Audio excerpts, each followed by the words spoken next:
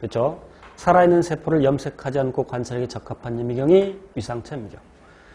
자, 또 뭐 이런 미분 간섭 이상 이런 거 몰라도 돼요. 그런 거 있어. 그 다음에 형광 염료로 염색을 해서 관찰하는 형광 현미경 뭐 등이 있습니다.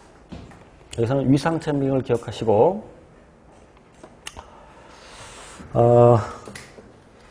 지금 칠판에서 설명할 내용이 이제 거의 고전적인 것이라서, 고전적인 내용이라서 시험에 나올 가능성은 조금 적습니다만,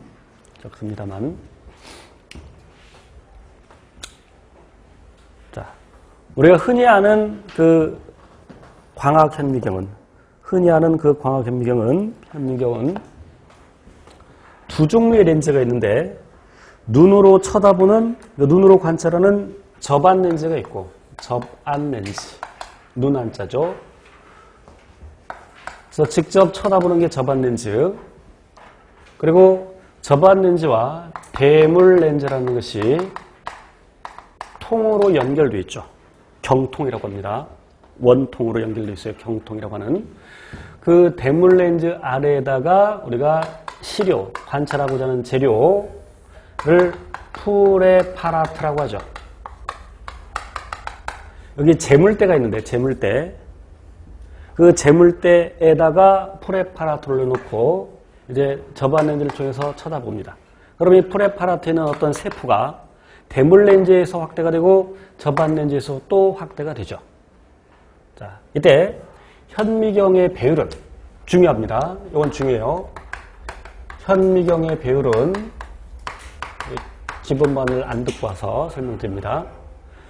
요 세포가 대물 렌즈에 빛이 들어가서 반사되어서 쭉 올라가겠죠. 그럼 대물 렌즈에서 확대가 되고 접안 렌즈에서 확대가 되고, 그럼 대물 렌즈의 배율과 접안 렌즈의 배율, 줄여쓸게요. 접안 렌즈의 배율과 대물 렌즈의 배율을 곱한 것이 현미경의 배율이 되겠죠. 접안 렌즈는 대개 곱하기 10이라고 써져 있는 것을 고정시켜 놓고 봅니다. 이게 경통이라면 여기 접안 렌즈가 있고 여기 대물 렌즈가 있는데 여기 돌려서 빼고 다른 걸 갖다 끼울 수가 있습니다. 곱하기 10짜리도 있고, 뭐 현미경 회사에 따라서 곱하기 15짜리, 곱하기 20짜리도 있고. 그런데 곱하기 20짜리 저기 처박아 놓고 잘 안 써. 보통 곱하기 10짜리를 써. 대물 렌즈는 곱하기 10짜리도 있고, 곱하기 40짜리도 있고, 곱하기 100짜리도 있고. 물론 이것은 현미경의 종류, 회사에 따라 다를 수 있어. 그런데 회전판, 리볼버에 이게 동시에 꽂혀져 있죠. 그래서 돌려서 선택하면 됩니다. 그럼 얘를 선택하면 100배가 되고, 얘를 선택하면 400배가 되고, 얘를 선택하면 1000배가 되겠죠. 자, 그런데 중요한 사실은 현미경의 배율은 시험에 현미경의 배율이 길이의 배율이다라고는 안 나와. 이 내용은 나오지만, 그래서 이렇게 나오죠. 자, 얘를 선택했을 때, 그러니까 100배에서